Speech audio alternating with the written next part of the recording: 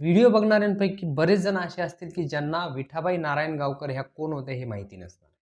बरोबर आहे. पण तमाशाचं नाव घेतल्यानंतर ते प्रत्येकाला माहिती असणार आहे की तमाशा म्हणजे काय, की बाया नाचतात तिथं आणि लोक पैसे उधळतात. ज्यांच्याकडे पैसा आहे तिथं जाऊन ते माज करतात.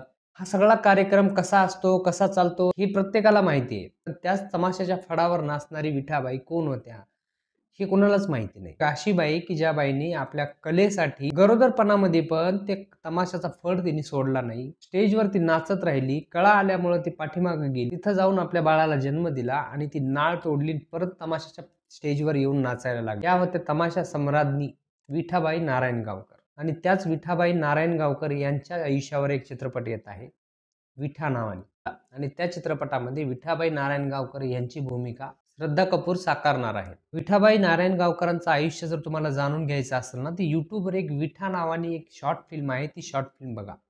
15 मिनिटं 34 सेकंदाच्या त्या शॉर्ट फिल्ममध्ये तुम्हाला विठाबाईचं आयुष्य बघायला भेटणार आहे. तुम्ही नक्की जाऊन बघा. पण जाण्याच्या आधी द ऑफिस बॉयला फॉलो करायला विसरू नका.